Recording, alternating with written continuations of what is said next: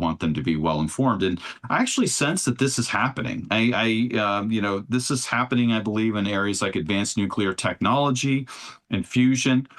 I mean, you could even see this kind of structurally happening. Even today, I saw an announcement by the Nuclear Regulatory Commission that they're going to be reorganizing, and I believe with some of the thoughts like this in mind, to really to be of course, they have an oversight role, but I also think to help give them more efficiency and effectiveness in the process and working with industry that has solutions that they want to bring to bear for energy. So it's exciting to see this happen in different ways. Uh, and ultimately, when that integration happens earlier, I believe that you'll get better execution and at high standards.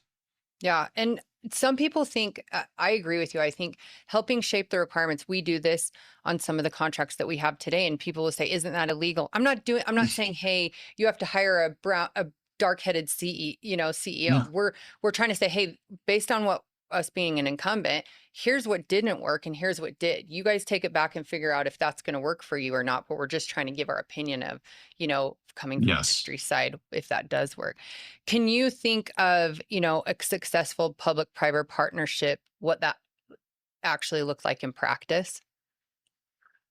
Yeah, so first off, I just wanted to touch on the concept of public-private partnerships. And I believe that they can deliver value to customers by potentially bringing strengths of government and industry together. And this aligns, I think, vision. We talked about government being good at intent and execution, industry having to really deal with the constraints. It brings them together in a powerful way.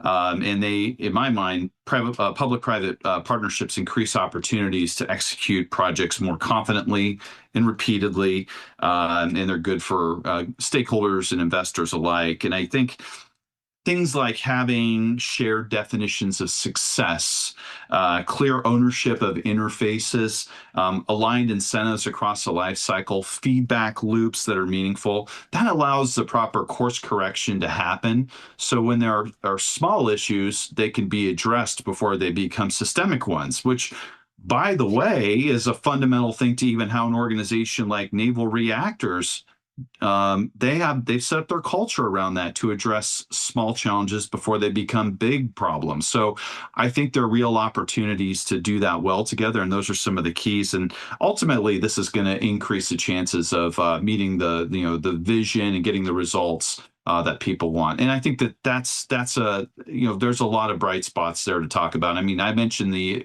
uh, the program at Department of Energy, the Advanced Reactors Demonstration Program. And that there's a cost sharing effort there. There is a partnership there around innovation. So I think you see this play itself out in different ways across different industries or types of infrastructure in the country. I think there's a lot of value there. Okay, one more question on nuclear before I hit you Mhm. with some quick round ones. But if the US wants to stay competitive globally, what role does nuclear have to play? Okay, so that's a great question. I mean, nuclear to me has to be front and center, and I don't think nuclear should just be looked at as just another energy option. And I don't think anybody is really saying that anymore. Maybe if you went back 5 or 10 years, I don't think nuclear was kind of getting the same traction it is today. I mean, at that point, Sure. we were in the midst of the shale revolution.